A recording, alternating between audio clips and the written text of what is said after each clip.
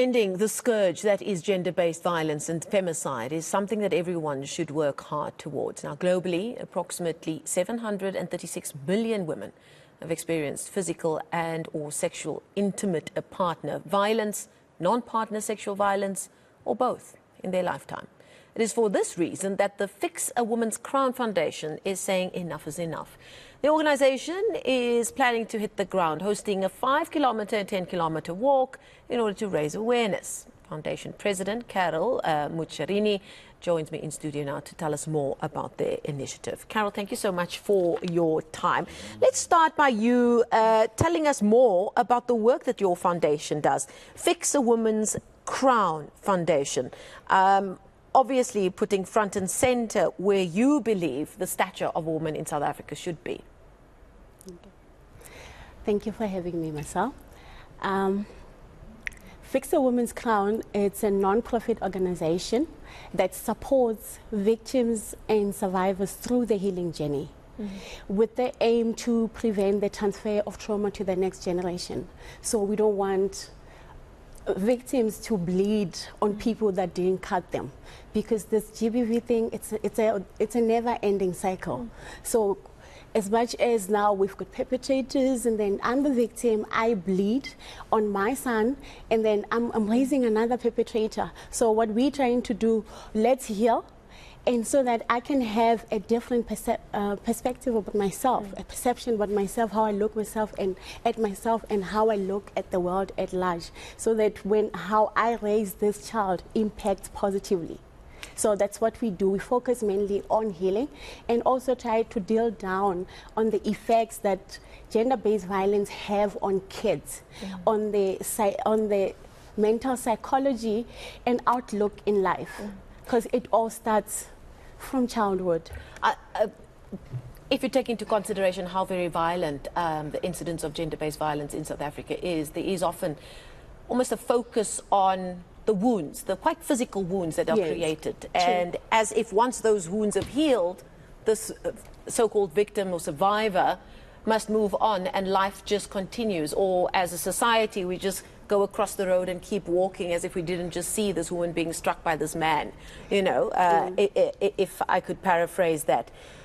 Your organization obviously believes that while the physical wound has healed, we're not putting enough of an emphasis on the mental scarring that takes place as a result of gender-based violence, both on the individual, on the homes that they find themselves in, and indeed in the community on the ground as well. Okay. We are actually focusing on the mental state and the emotional wounds. That's where trauma comes from. That's where the effects are. That's where the impact is. So we are focusing on emotional healing, not just physical scars, just healing emotionally and understanding and knowing your worth and knowing who you are, because GBV breaks you as a woman, or a victim can be a man or a child. It breaks you, it puts you at a state where it's like you don't know who you are anymore. So healing, we are saying, you are bigger than any circumstances that you've been, because especially those who are dealing with emotional abuse. The perpetrator will decrease you to nothing, and you end up not knowing who you are anymore. So we are saying, find yourself, re-establish you, and the only person that can do that to you, it's yourself, because if you're still wounded, if I come and tell you you are worthy and you've been told that you are nothing, you will never amount to anything all these years, I cannot just come and tell you today that you are actually something. So it needs to come from within. So that's why where we at, we also partner with foundation like the People of the Victory. Those ones, they deal with GBV victims at a very early, fresh stage where maybe you were just being beaten or something happened to you, you need shelter, you need to go to the police station and all that. So at that stage, you're still vulnerable, you're still hurt, maybe you cannot even decide exactly whether you want to leave or stay. So once they've sheltered you and maybe taken you through their programs, and you're at a state where you like a survivor, and you make a decision that you want to heal. So that's when we take you from there to take you through the healing journey and empowering journey, so that you're self-sufficient. Because with most women, they go back because they can't afford to take care of the kids, or maybe they don't have shelter, or something like that, or they can't. The socioeconomic circumstances that too many of our women in South Africa find themselves in. How does your foundation work? Do you have counsellors that work at grassroots levels? Do you have offices in various areas? How are you able to operate and reach those people who need that kind of help at the time? Okay. At this point, we are a new organization formed last year, November. However, we got offices in Midrand. We've partnered with psychologists, doctors, social workers for assistance. And at this point, we're also trying to work with other shelters, other organizations for help as well. Now, you are wanting to raise awareness, obviously, about the scourge of gender-based violence in South Africa, but also to put attention on the work that your foundation is wanting to do. And you've decided to put together a social event, a 5-kilometer and 10-kilometer walk. Tell us how you're going to be rolling this out. Okay. It's going to be taking place at Remsag Stadium next week Saturday on the 1st of April.